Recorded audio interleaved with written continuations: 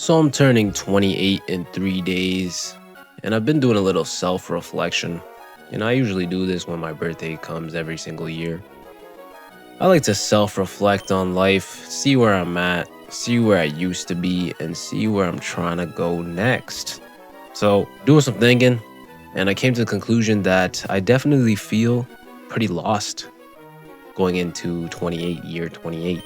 Now, this is probably due to a whole bunch of different reasons, but I guess the biggest one on my mind and the one I could probably attest to is the fact that everyone around me seems to be advancing in their lives, whether it be with their careers or maybe they're getting married or they just bought a house or they're just moving on up in the game, right?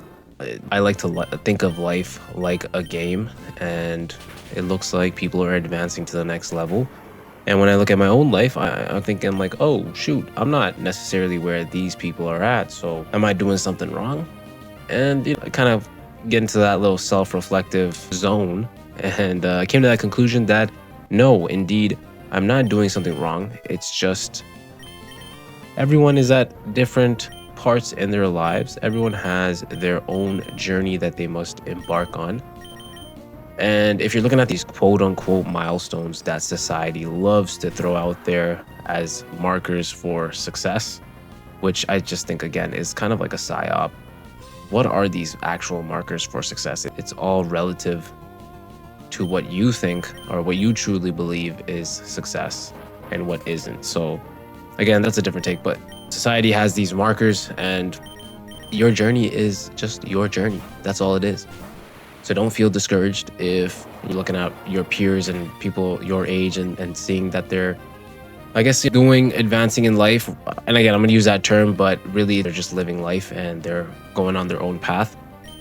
Your path is different. And if you want those things, then yes, it is your job to work on those things, whatever it may be. So listen, if you want to get married, now you have to become the best version of yourself.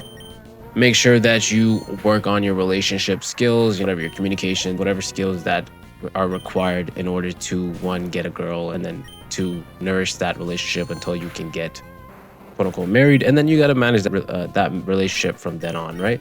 Again, if that is one of your goals, then you definitely have to work on the skills necessary. And again, I'm not no coach, so I can't really tell you what those steps are. I just know that in each area in life, I'm going to use a different example. Let's say like fitness, you want to get fit. You're tired of being overweight or super skinny. You want to build on some muscle.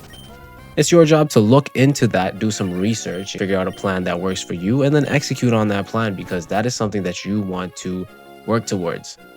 Now, going back to what I was talking about, how everyone is on their own path. Listen, once you identify the things that you want to do in your own life, it's just worry about those things. I know it's easier said than done because I'm a victim of this as well. And social media is the biggest culprit of this.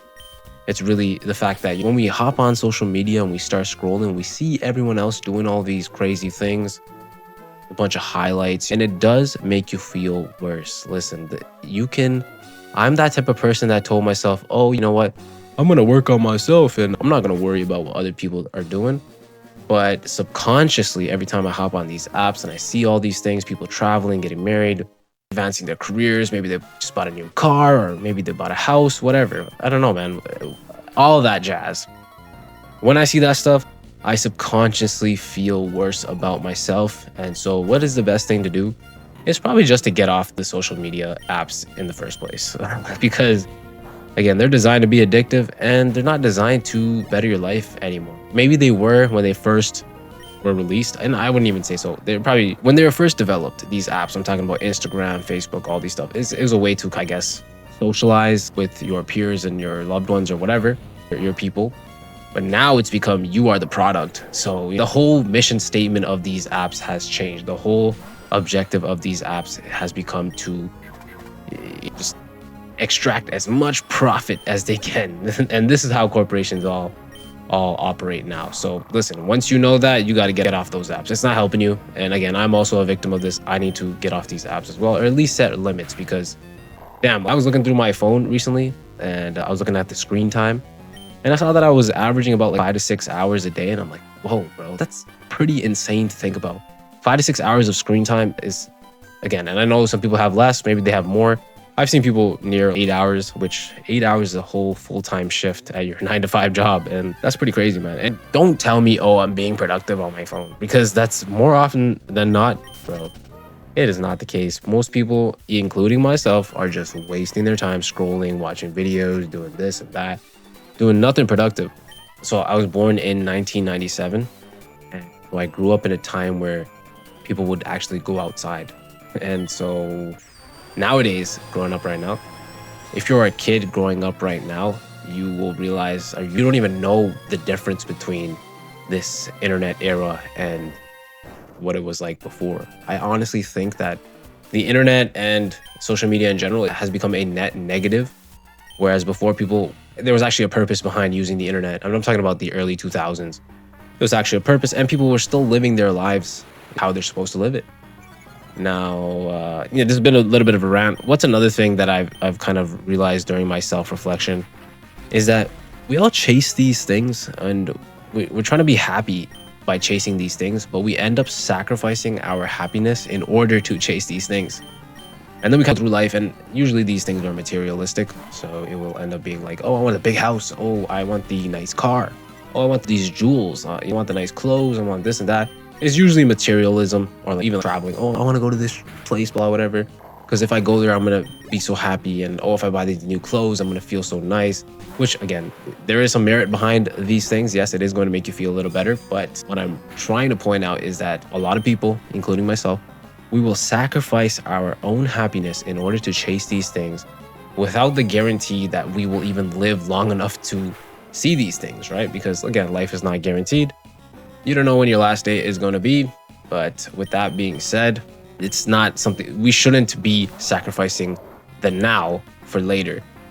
And I don't want you guys to think that, oh, we shouldn't be delaying our gratification in order to achieve the goals that we have set. Of course, we should be doing that. Yes, we absolutely should be delaying gratification. We don't want to be chasing short-term pleasures, at least not all the time, right? At least 90% of the time, you want to be trying to delay your gratification in order to achieve these goals that you have set.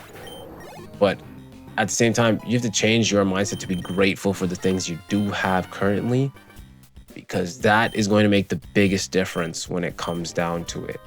If you are not grateful for the things that you have right now, what makes you think that the nicer car or the nicer house or the badder bitch or all these things, is that going to make you feel better? Probably not. This is something that I've realized in my 28 years of living, is that if you're able to be happy with nothing, then you'll be happy with everything. And vice versa. If you are miserable with nothing, you're going to be miserable when you have everything too. It's not going to change. The material is not going to change anything. It's only going to enhance how you feel currently. Anyway, that's it for today's rant, guys. Thank you guys so much for watching. Let me know in the comments below if you guys agree. And feel free to add any points. How do you guys feel about where you guys are currently at in life? Anyway, thank you guys for watching, and stay frosty, my friends.